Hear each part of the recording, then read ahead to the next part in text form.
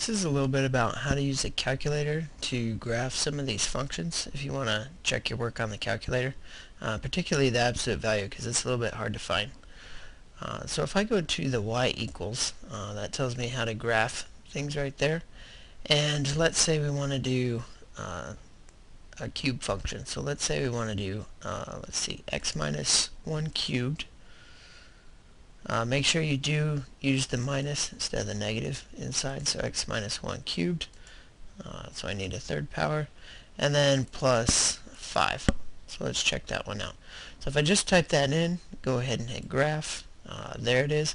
So I'll notice this little flat part has been moved 1 unit over, 5 units up.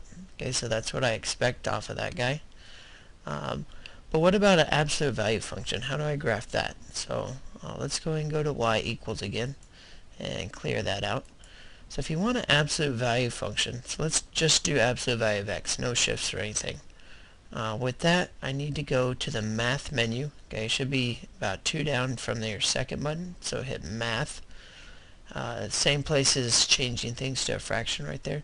And then scroll over to the right to where it says num. So if I go to the right, it says num, and then this first one, number 1, says ABS, that's absolute value. So just hit enter on that guy.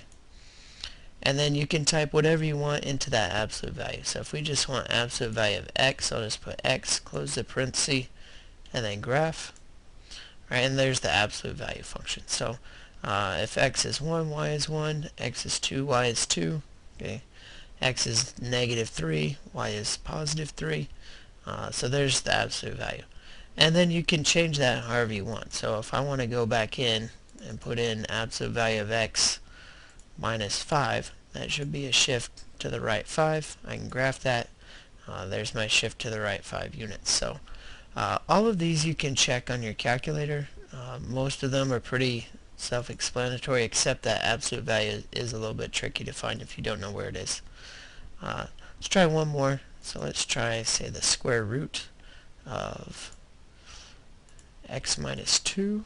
So that should be a shift to the right 2 units. And then plus 4. So if I graph that, there's my shift to the right 2 units, and then up 4 units, and it's just going to grow from there. Right. So any of these you can change around, play with, see what does what.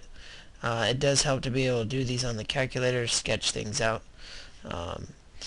Like I said, you'll also want to be able to recognize equations from graphs. That'll be the last thing that we look at. So it is a good idea to get a good handle on these graph shifting properties.